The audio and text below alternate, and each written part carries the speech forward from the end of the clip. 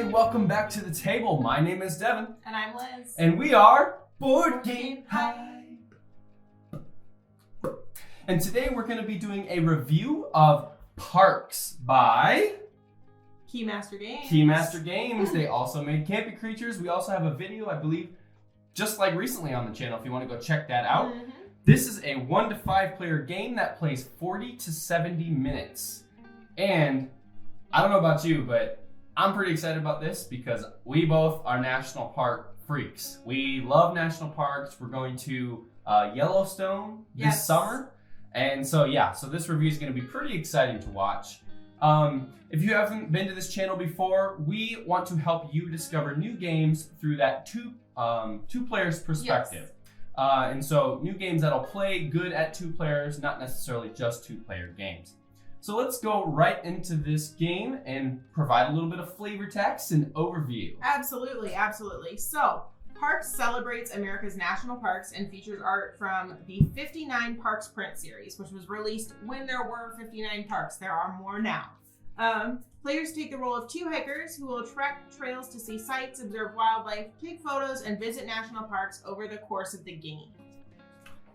So then a little bit more of an overview, so we make a little more sense here. So players are going to take the roles of, you each get 2 hikers in whatever your preferred color is. You're going to trek across the trails during the 4 seasons. So we are going to go, spring, summer, fall, winter. Not necessarily in that order either. But you're going to trek through 4 seasons essentially to simulate the year. And then as you go, the trail will draw longer when you get to the end of the trail, and then certain cards on the trail actually allow you to visit parks. So that's the goal. The goal is to visit parks, utilize the resources you gain to essentially pay for your visit.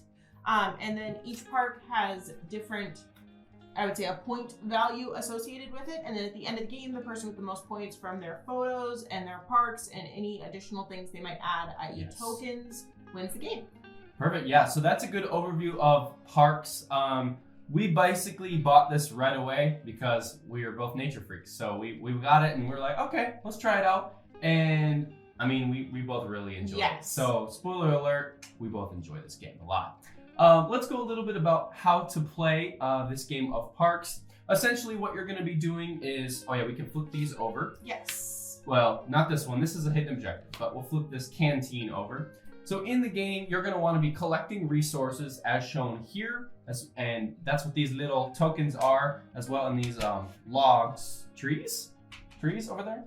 Trees. I'm not saying log. You're going to collect those resource tokens throughout the game by moving your character over, on, and then collecting them. And then as you do that, once you get to the very end, or any spot that says parks or reserve, something like that, you can actually use those resources to get one of the parks, and you're essentially buying those parks. You're visiting. You're paying the cost to visit. Yeah, so mechanically you're buying the parks. So once you do that, if let's say I have 4 trees, I would go ahead and get this park. This would go into my visited parks. This would get replaced, and then boom, you kind of cycle through that the entire time. Yep.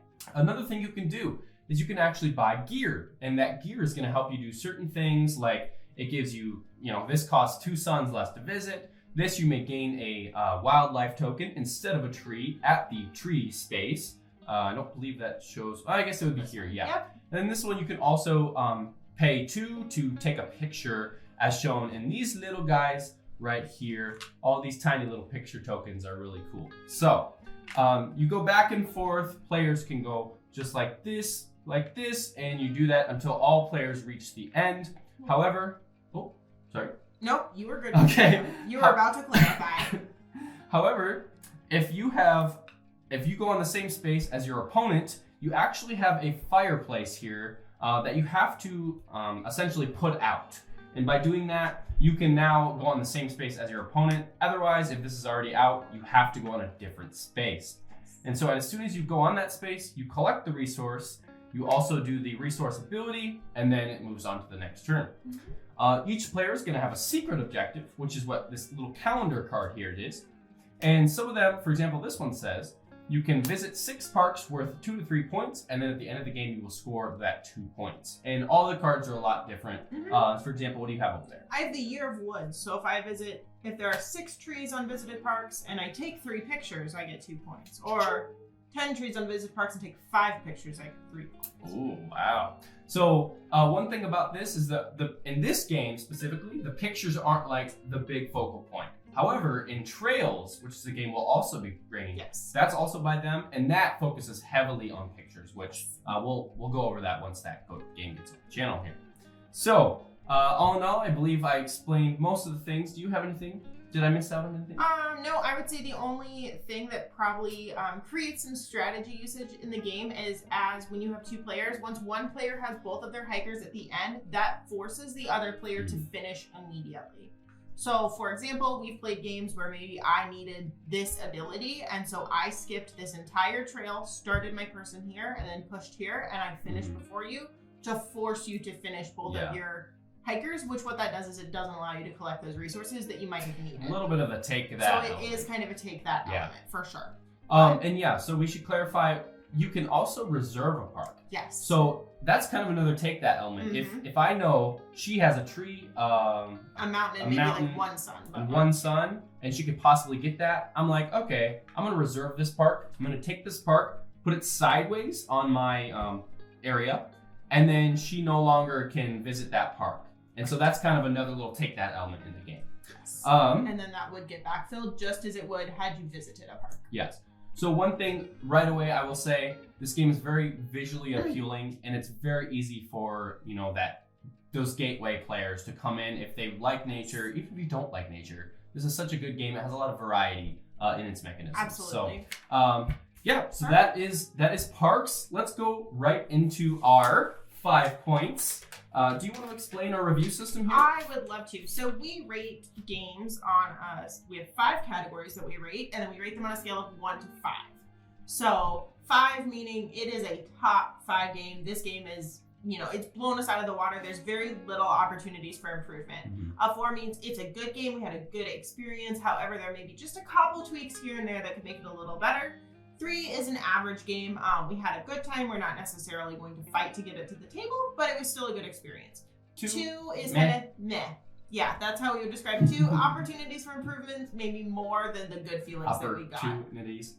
And 1 is overall just tons of places that we feel could be improved, and we didn't have a good player experience. And these ratings are about our specific playtime. So if a game doesn't work for us, it might work for you. Right. But our entire goal is to just try and find games that play well at 2 players for you to ultimately play well at 2-player count. Yes. So let's go ahead and start with our first point of emphasis, which is going to be components and accessibility. That's going to be all the things you see here, how the cards feel, how easy it is to set up, that price point, a little bit like that. For me, I gave this a 5 for components and accessibility. I love everything about it, how they're doing the little tokens here. And then we got this tree over here by Game Trays specifically. I also have to give a shout out to Lucky Duck Games for providing us with these X trays that is coming to retail now, as shown with these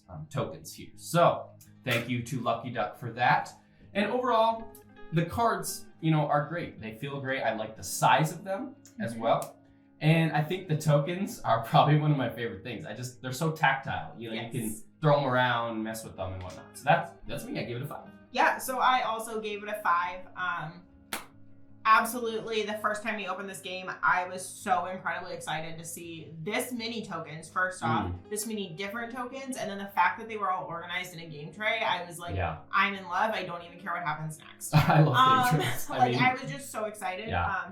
The other thing I would say absolutely is, like you said, I feel like these being tactile and being movable, these are 2-sided, and it's so cool. I think that's very much a small detail that they did. If you flip all these over, it still makes a pretty picture of a tree. It's another picture. And so yeah, I just think it's... You said you gave it a 5 then? Yes. Cool, yeah. So speaking of pretty picture, our second point of emphasis is actually going to be theme and story. So that is kind of how the theme works together with the game, the story of the game. For me, I gave it a 4. Okay. I didn't quite think it was a 5 out of 5 because we're in the national parks and whatnot, but the entire time I didn't feel as if I was totally immersed into that national park experience. I was walking through the trails and everything. But there was just some small things where I was like, okay, it could have been a little bit better to give it up. So to you a need 5. to play it on a picnic bench with some mosquitoes, and you Bingo, and be completely bit and maybe say a some lot sunburn of and... say a lot of fun things that we can't say here. So yeah, I gave it a 4 out of 5. Awesome. I actually gave it a 5 out of 5. I think very much they did a fantastic job of carrying the theme and story throughout, and I think it comes down to even your game trays being in the shape of a log. Like, Yeah. I think that they did the small things. They did so many little things to really truly like immerse yourself into that park's theme that I really, really enjoyed it. Okay. Yeah, so let's move on to the third point of emphasis then, which is artwork and graphic design. For me, this is where I hit the 5 out of 5.